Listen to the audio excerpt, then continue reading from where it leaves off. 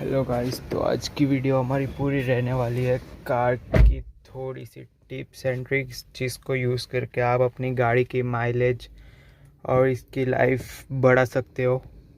तो चलिए शुरू करते हैं। सबसे पहली टिप ये है कि जब भी हम कार स्टार्ट कर रहे हो, ये चेक कर लीजिए कि इग्निशन ऑन होने के बाद यहाँ पर एक भी रेड साइन नहीं रहे।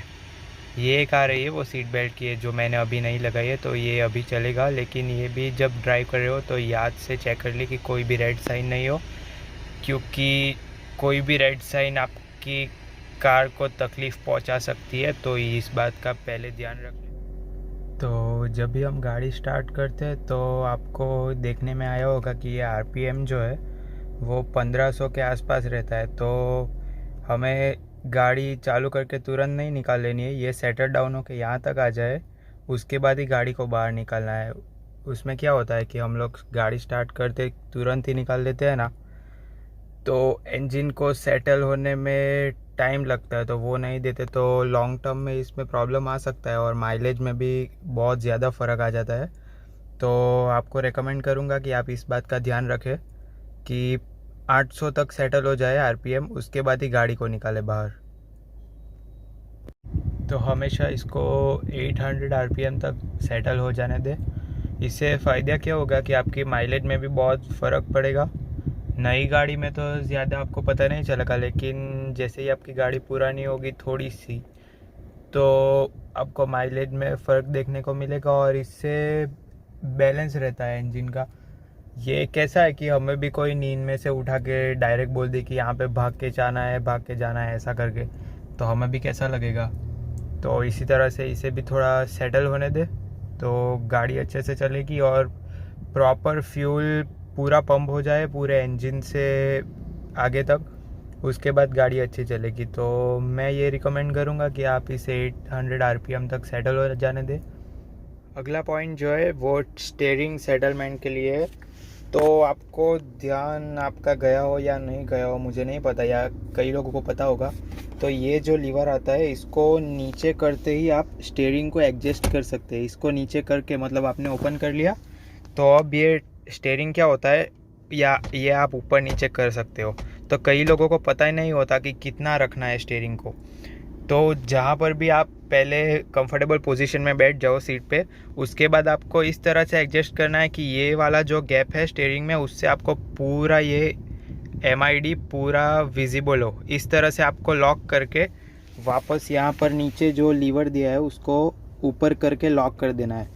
तो पूरा, और आपको ये पूरा ध्यान रखना है कि आप प्रॉपर तरीके से लॉक करो, नहीं तो चालू गाड़ी में ये आपका कंट्रोल बिगड़ सकता है। इसको सेटिंग करने के बाद आप एक बार चेक भी कर लीजिए कि पूरा सेटिंग हुआ है कि नहीं। दूसरा पॉइंट है टायर रोटेशन के बारे में। तो टायर रोटेशन का मतलब है जो हमारे आगे के टायर्स है वो पीछे आ जाएंगे और पीछे वाले जो है वो चेंज होकर आगे चले जाएंगे। इसमें कैसा है कि इंडियन कार्स में इंजन आगे की तरफ आता है, तो आगे के जो टायर्स होते हैं उन पे लोड ज़्यादा रहता है, तो वो जल्दी वेयर आउट हो जाते हैं। तो कंपनी का रूल है कि 6 या 7,000 आप चला लो तो उसके बाद टायर रोटेशन कर देना रहता है। वो अपने पर है, लेकिन कर दो तो ठीक है, तो दोनों साइड के टायर्स आगे और पीछे के बैलेंस रहे। तो उसमें क्या है कि जो पीछे के टायर्स है वो क्रॉस में इंटरचेंज होंगे। जो फ्रंट साइड का जो ड्राइवर साइड का व्हील रहेगा फ्रंट में, तो वो पीछे इंटरचेंज होके अल्टरनेट साइड चला जाएगा। तो इस तरह से 4 टायर्स का रोटेशन हो जाता है, और 4 टायर्स और एक स्टेपनी को हम लगा ले तो 5 टायर्स का रोटेशन आता है। वो कंपनी रिकमेंड करती है अपनी तरीके से, लेकिन मैं तो ये बोलूँगा कि आप 4 टायर्स का ही रोटेशन रखो, क्योंकि स्टेपनी कभी भी काम आ सकती है, तो उसको अभी यूज़ ना करें तब तक ठीक है।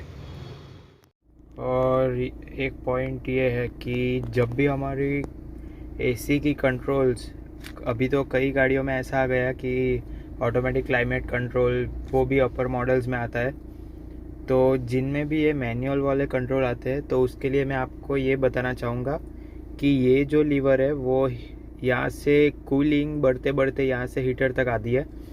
तो कई बार ऐसा होता है कि गाड़ी में हमें बहुत कूलिंग हो जाए तो हम ये बंद कर देते हैं थोड़ी देर के लिए कि वापस गर्म होने के बाद चालू कर देंगे। तो आपको ये नहीं करना है, आप ध्यान रखना अगली बार ये जो लीवर है उसको आप धीरे धीरे ऊपर तो ये क्या होता है कि गाड़ी के अंदर का जो टेम्परेचर है वो सेट करना आता है। मतलब यहाँ से शायद हम 16 डिग्री ले ले तो 16, 17, 18, 19, 20, 21, 22 ऐसे करके ये सेटिंग करना आता है। तो आपको जैसा ठीक लगे उतना सेटिंग कर देना है। तो उससे जो ठंडी हवा है वो कंट्रोल वे में बाहर आती है। मतलब आप यहाँ पे ही रखोगे तो पूरा जो कूलिंग का पावर होता है वो पूरा हो जाता है। तो आपको लगता है कि बहुत कूलिंग हो रहा है, बहुत कूलिंग हो रहा है। तो अगली बार से आप ध्यान रखना, ये नहीं करना है, बल्कि ये एक पे ही चालू रहने दे और इसको सेटिंग करके आप कूलिंग डाउन कर दे।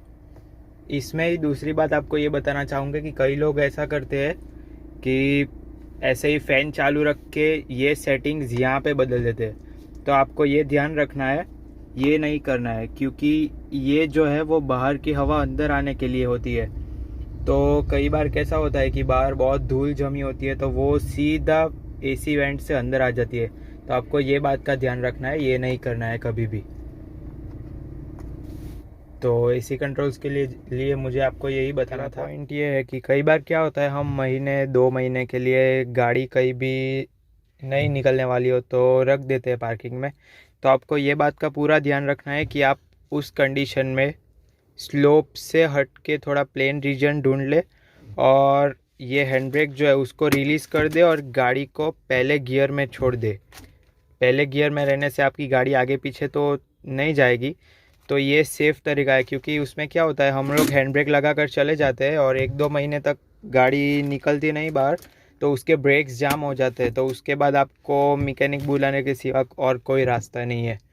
अगर ऐसा हो जाता है तो उसके लिए आपको ये करना है, याद रख ले कि हैंड ब्रेक डाउन कर ले और फर्स्ट गियर में आपकी गाड़ी को छोड़ दे, तो उससे कोई नुकसान नहीं होने वाला है आपको। अगला पॉइंट आपको ये याद रखना है कि हमारी ये जो वाली विंडशील्ड है फ्रंट वाली, उस पर कई बार ऐसा होता है कि धूल जम जाती है, धूल मिट्टी पूरी की पूरी ढंक जाती है ग्लास।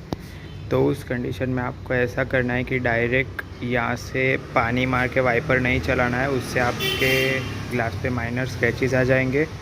तो उससे आपको रात में जो विजिबिलिटी हो जाती है वो कम हो जाती है। और अगर सामने से फुल बीम आएगी तो आपको पूरी स्प्रेड होती दिखेगी। तो आपको ये नहीं करना है कि धूल जमी है तो पानी मार के पूरा वाइपर आप ऐसे ही चला दो। उसके लिए क्या करना है, यहाँ से पानी डालना है, पहले पूरी धूल जो है वो पानी से पूरी नीचे उतर जाएगी। और उस कंडीशन में आपको क्या याद रखना है कि वाइपर आप पहले ही ऊपर कर लो, नहीं तो वापस आप वाइपर चलाओगे तो वो ही हो जाएगा, उसका कुछ मतलब नहीं है।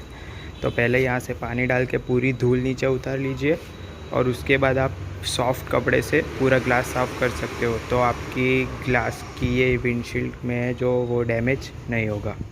तो आज के वीडियो के लिए बस इतना ही। आगे और भी ये टिप्स एंड ट्रिक्स लाने की मैं ट्राई करूँगा। तो आई होप आपको आज का वीडियो पसंद आया होगा। पसंद आया हो तो लाइक करें और मेरी 99% जो ऑडियंस, मतलब जो भी व्यूअर्स है, उन लोगों ने सब्सक्राइब नहीं किया है तो रिक्वेस्ट करूँगा कि आप मेरी चैनल को सब्सक्राइब ज़रूर करेंगे और मुझे भी अच्छा लगेगा। एक बटन ही तो दबाना है आपको, तो प्लीज़ ना भूले चैनल को सब्सक्राइब करने का। और मैं ट्राई करूँगा कि ऐसी टिप्स एंड ट्रिक्स आपके लिए लाता रहूँ आगे के वीडियो में भी। So thank you for watching my video.